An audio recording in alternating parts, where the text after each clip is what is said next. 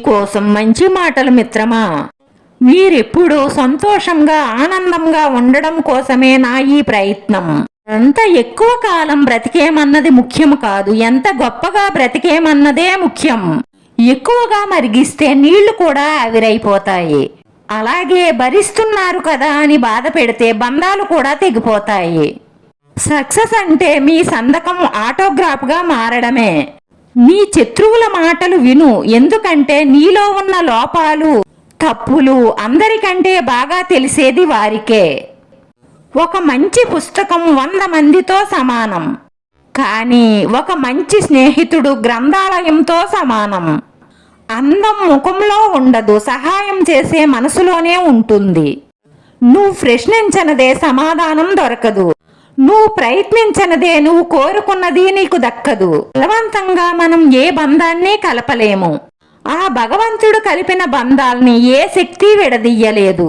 జీవితంలో మనం ఎవరిని కలవాలి అనేది కాలం నిర్ణయిస్తుంది, ఎవరు కావాలి అనేది మన హృదయం నిర్ణయిస్తుంది. కానీ మనతో ఎవరు ఉండేలా చేస్తుంది అన్నది మన ప్రవర్తన నిర్ణయిస్తుంది. గతాన్ని తలుచుకుని బాధపడే బదులు భవిష్యత్తుని నిర్మించుకోవడానికి ప్రయత్నం చెయ్యండి. సమస్యలకు భయపడటం ఎప్పుడైతే మానేస్తామో అప్పుడే మన జీవితం మొదలైనట్టు. మనవి అనుకున్నంత వరకే ఈ బంధాలు. మనసు విరిగి వద్దు అనుకుంటే నువ్వెవరో నేనెవరో. మన మాటలు నచ్చనప్పుడు మౌనం మంచిది, మనం నచ్చనప్పుడు దూరం మంచిది. మనతో బంధం నచ్చనప్పుడు ముగింపు మంచిది.